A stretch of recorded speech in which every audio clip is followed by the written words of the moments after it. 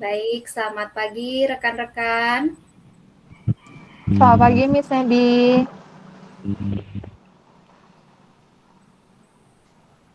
Selamat pagi, Miss Dewi dan Miss Hendra. Apakah suara saya terdengar jelas? Dengar, Selamat Miss. Sangat jelas. Oke, jelas. baik. Bagaimana kabarnya pada pagi hari ini?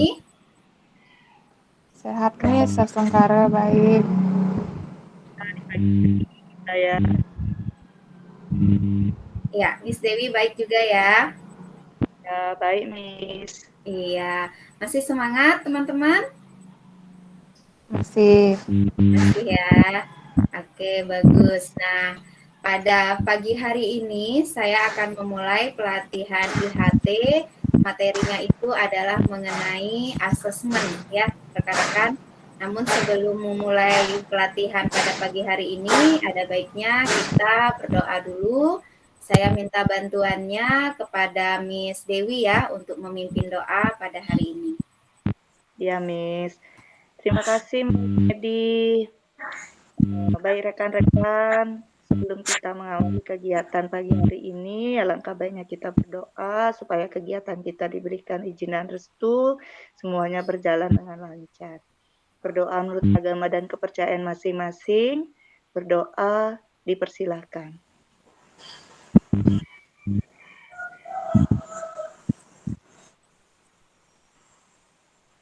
Doa selesai. Sudah, Ya, Miss baik. Nedi, Terima kasih, dipersilakan Miss. kembali. Iya, nggih. Terima kasih Miss Dewi sudah membantu saya. Nah, supaya lebih bersemangat sebelum mulai pelatihan, bagaimana kalau kita ice breaking dulu ya? Gimana Miss Hendra, sudah siap dengan ice breakingnya? Ya, Oke, ya silahkan Miss Hendra bisa dimulai. Oke, selamat pagi rekan-rekan semuanya. Pagi selamat Miss. pagi. Baik, untuk mengawali kegiatan kita kali ini supaya kita lebih semangat, ceria, dan bergembira, mari kita melakukan ice breaking dulu, pencairan suasana, supaya nanti kita lebih fokus dan bisa menerima pembelajaran hari ini. Nah, untuk ice breakingnya itu kita akan bernyanyi Tepi Saya Bundar. Apakah rekan-rekan masih ingat dengan lagu Legend itu? Sepertinya masih Pastinya Miss. ingat. Oke, Mari jadi diuji coba saja Miss. iya. Jadi kita bernyanyi Topi Saya Bundar sambil digerakkan. Nah, untuk topinya di atas kepala, kemudian saya bundar. Ya, bukan. Miss. Sekarang kita coba ya. Ya, Miss. Jadi nanti untuk topinya itu nanti tidak usah dinyanyikan ya pada saat uh, dipegang kepalanya gitu ya. Paham maksud saya Miss Dewi dan Miss Nedi? Coba Paham, bisa Miss. dicontohkan Tapi dulu coba Miss, biar nggak salah dulu. persepsi nanti. Ya, jadi seperti ini. Topi, topi saya bundar, bundar topi saya. Kan gitu seharusnya. Nah, itu sekarang pas topinya jangan disebut untuk kita melatih kefokusan kita. Jadi kalau nanti pas megang kepala, saya megang kepala Miss eh, nyanyi topi, bilang topi berarti Miss enggak fokus gitu. Oke, Ya, paham, baik paham Miss, Miss berarti paham. saya. Oke, kita coba praktekkan ya. Ya Miss. Ayo.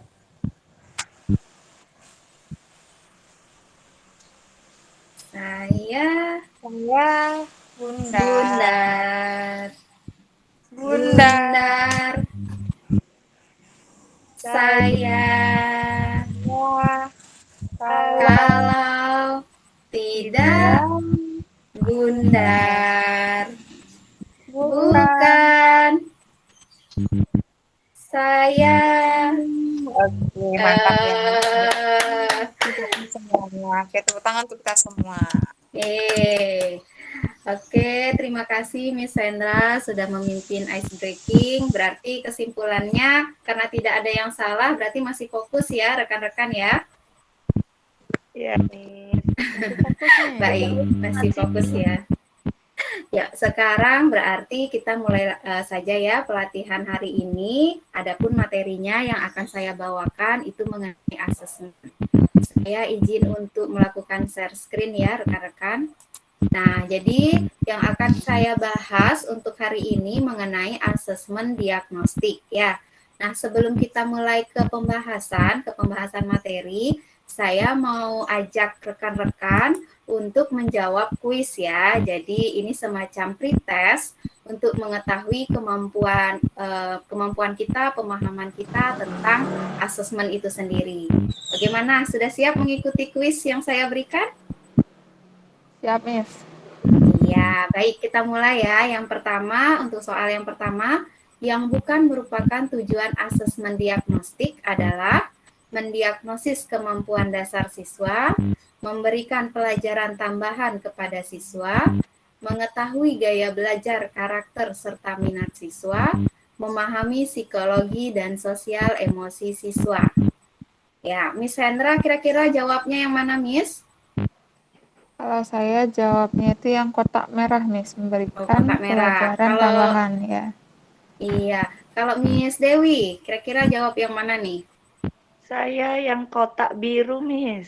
Oke, Miss Hendra merah, Miss Dewi biru ya. Jawaban Iya. yang benar itu yang kotak merah. Selamat Miss Hendra, skornya dapat 1, Miss Yeay. Dewi kosong. Nah, apa-apa ya Miss Dewi ya. Kita lanjut ke kuis berikutnya.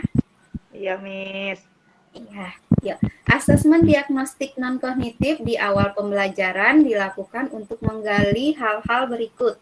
Kecuali ya, ada kata kecuali.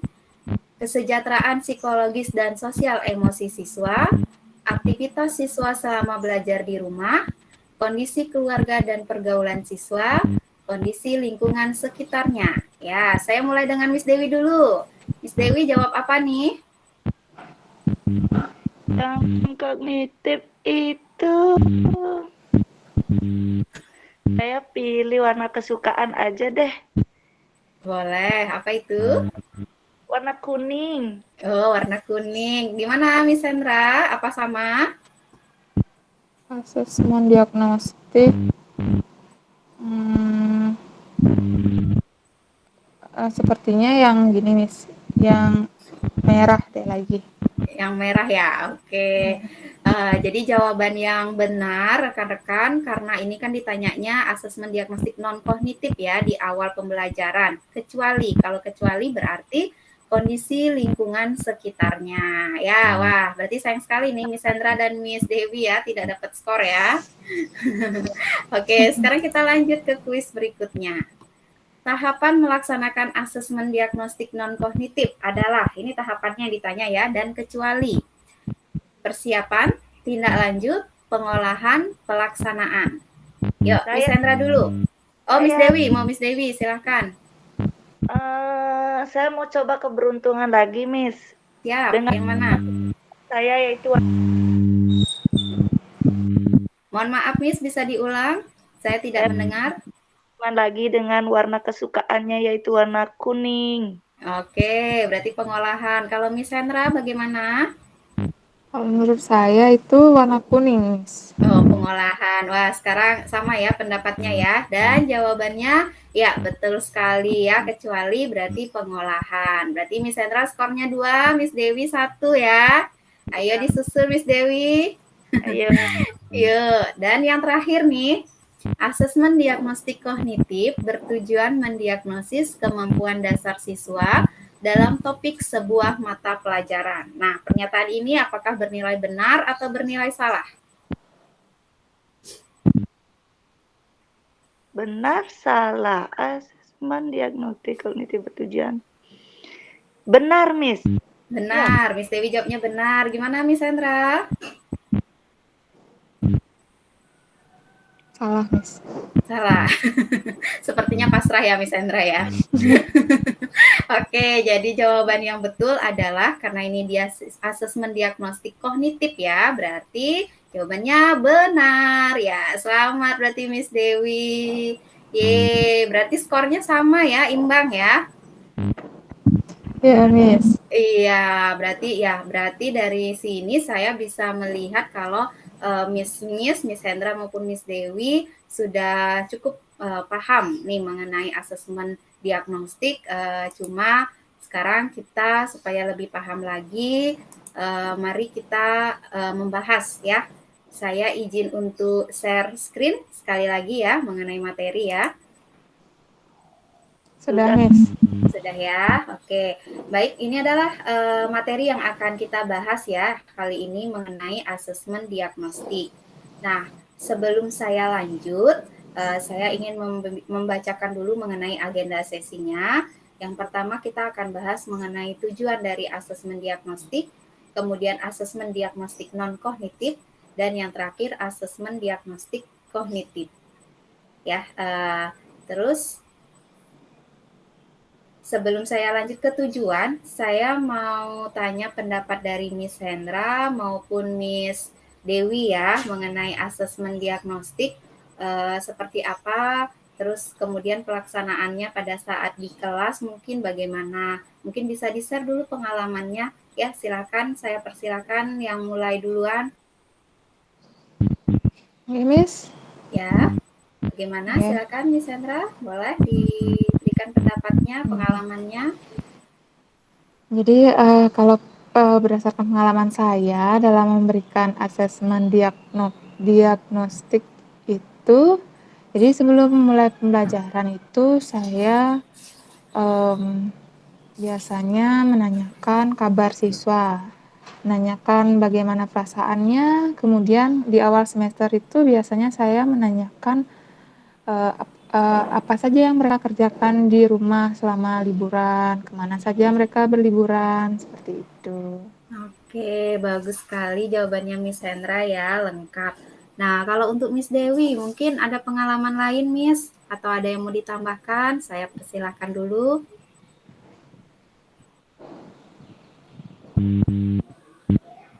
Baik, Miss. Saya pengalaman mengajar terkait tentang asesmen diagnostik itu hampir sama kita dulu terhadap siswa bagaimana kesiapan mereka pada hari ini untuk mengikuti kegiatan proses pembelajaran, ada masalah atau hal-hal yang mereka hadapi, bisa kita tindak lanjut agar membuat proses pembelajaran menjadi lebih nyaman dan menarik bagi kami. Iya, oke, terima kasih atas jawaban dari Miss Dewi ya, Miss Hendra dan Miss Dewi. Pendapatnya, pengalamannya itu sungguh luar biasa ya. Jadi saya lanjutkan dulu. Jadi untuk tujuan dari asesmen diagnostik ini adalah untuk mendiagnosis kemampuan dasar siswa dan mengetahui kondisi awal siswa. Nah, dari tujuan ini, jadi pengalaman Miss Hendra dan Miss Dewi dalam penerapannya di kelas itu sudah benar ya dengan cara kita menanyakan bagaimana kondisi siswa sebelum memulai pembelajaran. Nah, adapun tujuan dari asesmen diagnostik untuk yang non-kognitif itu mengetahui kesejahteraan psikologi dan sosial emosi siswa, mengetahui aktivitas selama belajar di rumah, karena sekarang lagi ini ya Miss ya, lagi daring ya. Kemudian mengetahui kondisi keluarga siswa, mengetahui latar belakang pergaulan siswa, mengetahui gaya belajar, karakter, serta minat siswa. Sedangkan untuk asesmen yang diagnostik kognitif itu mengidentifikasi capaian kompetensi siswa, menyesuaikan pembelajaran di kelas dengan kompetensi rata-rata siswa, memberikan kelas remedial atau pelajaran tambahan kepada siswa yang kompetensinya di bawah rata-rata. Nah, dari situ kira-kira ada yang ingin ditanyakan sebelum saya melanjutkan, Miss? Kalau dari saya, nggak ada, Miss, sudah jelas. Ya, sudah jelas ya. Miss Dewi, bagaimana? Ya, dari saya juga sudah, Miss. Silakan bisa dilanjut kembali, Miss Medi. Ya, baik, terima kasih. Nah, dari tadi sudah dijelaskan ya tujuannya. Jadi inilah yang ingin kita ketahui dari diri anak sebelum kita memulai pembelajaran ya. Nah, untuk bisa kita mengetahui ini tentu ada tahapan ya rekan-rekan. Jadi tahapan melaksanakan asesmen diagnostik non-kognitif ini ada persiapan dulu. Kemudian ada tahap pelaksanaannya. Baru yang ketiga ada tahap tindak lanjut ya. Nah, untuk persiapannya seperti apa? Nah, ini ada contoh kegiatan persiapan yang bisa rekan-rekan lakukan ya. Yang pertama, siapkan alat bantu berupa gambar-gambar yang mewakili emosi. Nah, siapkan juga pertanyaan panduan seperti apa yang sedang kamu rasakan saat ini? Bagaimana perasaanmu saat belajar di rumah? Nah, ini tadi kan pertanyaannya sama dengan yang Miss Hendra utarakan ya. Jadi sudah benar ya Miss Hendra ya. Nah, yang Iya, kedua, Miss. buat daftar pertanyaan kunci mengenai aktivitas siswa. Jadi siapkan pertanyaan kuncinya seperti apa saja kegiatanmu selama belajar di rumah. Nah, dari sini nanti siswanya pasti akan menerangkan, saya bermain ini, Miss, saya membantu orang tua, Miss, dan lain sebagainya. Kemudian yang kedua, apa hal yang paling menyenangkan dan tidak menyenangkan ketika belajar di rumah. Nah, ini juga pasti siswanya akan menjabarkan sendiri ya. Dan yang ketiga, apa harapanmu? Nah, jadi dari tahap persiapan ini, kalau kita sudah menyiapkan apa-apa saja pertanyaan yang ingin kita tanyakan kepada peserta didik kita, barulah kita ke tahap pelaksanaan. Jadi dalam tahap pelaksanaannya, kita bisa meminta siswa mengekspresikan perasaannya selama belajar di rumah, serta menjalankan aktivitasnya. Jadi ada 3 metode nih yang bisa dipilih rekan-rekan.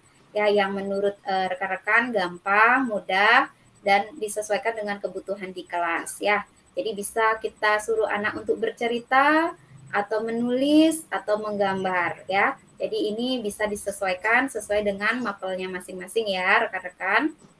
Nah, selain itu juga bisa kita membuat strategi tanya jawab ya. Kalau untuk tanya jawab yang pasti pertanyaannya harus jelas dan mudah dipahami oleh siswa. Kemudian, menyertakan acuan atau stimulus informasi yang dapat membantu siswa menemukan jawabannya. Dan yang ketiga, berikan siswa waktu berpikir sebelum menjawab pertanyaan. Saya lanjutkan. Nah, tadi dari tahap persiapan dan pelaksanaan, sekarang kita ke tahap tindak lanjut. Ya, tadi di awal kan kita menanyakan siswa bagaimana keadaannya, bagaimana perasaannya sebelum memulai pembelajaran. Nah, ini karena kita belajar daring ya rekan-rekan, bisa kita suruh siswa untuk mengirimkan jawabannya di WA grup ya, mungkin berupa emoticon. Kita minta siswa untuk mengirimkan emoticon sesuai dengan perasaan mereka. Nah, pasti di situ ada yang mengirim emoticon tersenyum lebar, tertawa sampai menangis ya rekan-rekan. Mungkin ada juga yang sedih atau marah. Nah, kalau seperti itu, kalau misalkan rekan-rekan menemukan ekspresi emosi yang negatif, ini rekan-rekan bisa ajak diskusi, tapi 4 mata ya, berarti bisa melalui personal chat, tanyakan kenapa, ada problem apa di rumah, seperti itu. Nah, kalau memang problemnya besar, itu bisa kita mengajak orang tua untuk berkomunikasi, ya, untuk sebagai tindak lanjutnya, bagaimana untuk permasalahan tersebut. Kalau bisa kita berikan solusi, lebih bagus. Kalau tidak, mungkin kita bisa tanyakan bagaimana sebaiknya kita mengatasi kalau ada problem seperti itu. Ya, dan yang ketiga, ulangi pelaksanaan asesmen non-kognitif pada awal pembelajaran. Jadi sebaiknya sebelum memulai pembelajaran, kita laksanakan asesmen non-kognitif ini untuk mengetahui kesiapan anak dalam memulai pembelajaran. Jadi seperti itu kira-kira, apakah ada yang mau ditanyakan? Untuk Miss Hendra atau Miss Dewi, apakah ada yang ingin ditanyakan? Tidak ada, Miss. Bisa Tidak ada lanjutkan. ya. Baik, kalau gitu saya lanjut. Nah, yang ketiga, ini ada asesmen diagnostik kognitif. Kalau tadi non-kognitif, ya, itu untuk mengetahui keadaan anak bagaimana di rumah, kondisinya. Tapi kalau yang kognitif, ini tujuannya adalah mendiagnosis kemampuan dasar siswa dalam topik sebuah mata pelajaran. Ya, jadi ini lebih ke kemampuan dalam pelajarannya ya. Dan untuk tahapannya juga sama ya rekan-rekan, ada tahap persiapan, ada tahap pelaksanaan, ada juga tahap diagnosis dan tindak lanjut. Nah, di sini ada catatan penting nih. Jadi guru melaksanakan diagnosis kognitif ini tujuannya bukan untuk mengejar target kurikulum ya, tapi untuk menyesuaikan tingkat pembelajaran dengan kemampuan siswa. Nah, ini saya lanjut ya. Untuk contoh kegiatan persiapan dan pelaksanaan. Yang pertama, kita buat dulu jadwal pelaksanaan asesmennya. Kemudian, 2, identifikasi materi asesmen berdasarkan penyederhanaan kompetensi dasar yang disediakan oleh Kementerian Pendidikan dan Kebudayaan. Nah, ketiga, susun pertanyaan sederhana yang meliputi 2 pertanyaan sesuai kelasnya dengan topik capaian pembelajaran baru, 2 pertanyaan dengan topik 1 kelas di bawah, 2 pertanyaan dengan topik 2 kelas di bawah. Nah, ini mungkin kita bisa diskusikan ya, menurut pendapat Miss Dewi dan Miss Hendra, seperti apa sih 262 ini kalau kita terapkan di kelas? Saya coba ya, Miss ya. Oke, dengan Miss Hendra ya. Boleh silakan Miss Hendra. Oke. Terima kasih atas kesempatannya, Miss Nendi. Jadi, kalau ini menurut pemahaman saya ya, untuk penyusunan pertanyaan sederhananya itu, kalau 2 pertanyaan sesuai kelasnya itu, misalkan ini siswanya baru naik di kelas 8. Jadi, kita bisa memberikan 2 pertanyaan sesuai dengan kelasnya, sesuai dengan materi di kelas 8. Sesuai dengan topik capaian pembelajaran yang baru di kelas 8 gitu. Untuk pertanyaan 2 pertanyaan sesuai kelasnya itu, Miss. Kalau untuk 6 pertanyaan dengan topik 1 kelas di bawah itu, jadi kita membuat pertanyaan yang levelnya itu berada di bawah kelas 8, di kelas 7 mungkin. Kemudian untuk 2 pertanyaan dengan topik 2 kelas di bawah, berarti itu di bawah kelas 7 tingkat ini pemahamannya untuk penyusunan soalnya. Gitu, Miss, kurang lebih. Oke, ya. Baik, terima kasih ya Miss Hendra jawabannya. Kemudian saya ke Miss Dewi dulu. Mungkin punya pendapat lain Miss Dewi atau mau menambahkan, silahkan. Oke, baik, terima kasih Miss Nedi. Mungkin saya kasih contoh aja ya, mungkin di pelajaran saya di PJOK itu seperti yang dikatakan oleh Miss Hendra. Misalnya kelas 8 itu memberikan 2 pertanyaan terkait materi di kelas 8. Pada pertemuan awal tuh pasti kita memberikan umpan balik terlebih dahulu pada siswa atau memberikan pertanyaan terkait materi hari itu. Kemudian kita kembali flashback untuk kegiatan pembelajaran sebelumnya, seberapa jauh mereka masih mengingatnya. Seperti itu ya, Miss ya? Ya, oke. Ya, terima kasih ya Miss Dewi. Jadi betul sekali pendapat Miss Dewi dan Miss Hendra ya. Nah, jadi di sini untuk 2 pertanyaan sesuai kelas, kita sesuaikan dengan kelasnya pada saat itu ya. Topiknya adalah capaian pembelajaran yang baru.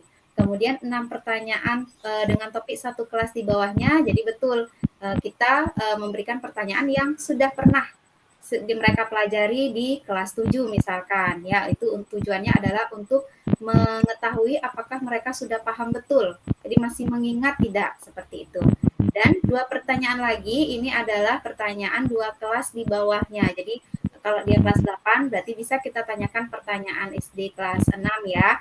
Ini tujuannya adalah kita mau tahu pondasinya. Jadi kalau di matematika itu kan dasar itu harus kuat dulu ya rekan-rekan. Jadi pondasinya ini mereka kuat tidak? Kalau sudah kuat berarti nanti di kelas 8 bisa mencapai capaian pembelajaran baru. Jadi seperti itu ya. Nah, nanti di kelas masing-masing mungkin bisa dicoba membuat susunan pertanyaan seperti ini 262 ya rekan-rekan. Oke, sekarang untuk kegiatan tindak lanjutnya. Nah, tadi kan setelah kita melakukan pelaksanaan tentu ada hasil ya. Jadi dari hasil itu kita buat penilaian. Jadi ada kategori paham utuh, paham sebagian, dan tidak paham. Kemudian kita bisa menghitung rata-rata kelas untuk bisa mengelompokkan siswa menjadi 3 kelompok. Jadi untuk yang nilai rata-ratanya di atas rata-rata, itu bisa dia mengikuti pembelajaran dengan alur tujuan pembelajaran sesuai fase. Kemudian kalau ada siswa dengan nilai di bawah rata-rata, berarti itu akan diberikan pendampingan pada kompetensi yang belum terpenuhi. Dan untuk siswa yang nilainya di atas rata-rata, itu bisa mengikuti pembelajaran dengan pengayaan. Jadi diberikan soal-soal yang tingkat pemahamannya lebih lagi, seperti itu ya rekan-rekan. Kemudian, lakukan penilaian pembelajaran topik yang sudah diajarkan sebelum memulai topik pembelajaran baru untuk menyesuaikan pembelajaran sesuai dengan rata-rata kemampuan siswa. Dan yang keempat, ulangi proses diagnosis ini dengan melakukan asesmen formatif dengan bentuk dan strategi yang variatif sampai siswa mencapai tingkat kompetensi yang diharapkan. Nah, kemudian untuk contoh penerapan perencanaan soal hingga tingkat lanjut, ini ada contoh soal SD ya. Jadi dari sini kita bisa lihat apakah jawaban murid kita itu benar atau salah. Jadi ini kan ada jawabannya A, B, atau C. Jadi untuk siswa yang memilih jawaban A, karena sudah benar ya, panjang pensil adalah 10, berarti skornya adalah paham utuh. Berarti pembelajaran dapat dilanjutkan pada KD berikutnya tentang hubungan antar satuan baku, panjang, berat, dan waktu, serta data penyajiannya dalam diagram gambar.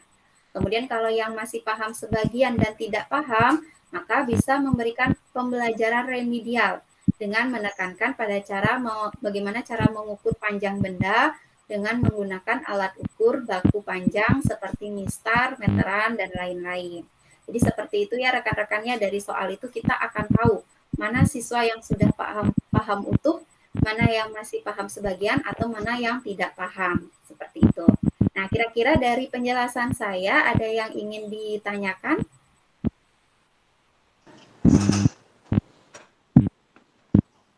Dari saya sudah Ya, bagaimana?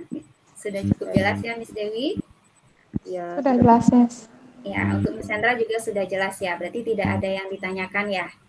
Oke, kalau Ada, sudah Miss. tidak ada yang ditanyakan, berarti pembahasan kita mengenai asesmen diagnostik ini, baik yang non-kognitif maupun kognitif, ini sudah selesai ya. Saya stop dulu sharingnya.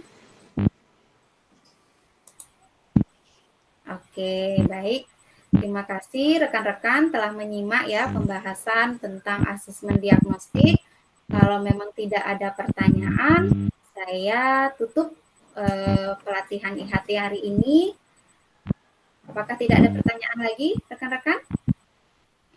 tidak ada, Miss. Sudah. Tidak Tidak ada ada, ya. Miss. Ya, berarti sekarang saya tutup. Saya minta bantuannya untuk yang memimpin doa, Miss Dewi nggih. Miss Dewi, Miss. Ya, Baik. baik. Terima kasih Miss Dewi. Silakan dipimpin. Terima kasih Miss Nedi untuk kesempatannya. Baik rekan-rekan, karena materi sudah selesai. Tadi kita awali dengan doa. Sekarang sebagai penutup kita akhiri doa juga. Semoga apa yang kita terima, materi yang diberikan dan disampaikan bisa kita serap dan kita sampaikan kepada serta didik untuk depan. Berdoa menurut agama dan kepercayaan masing-masing. Berdoa dipersilakan.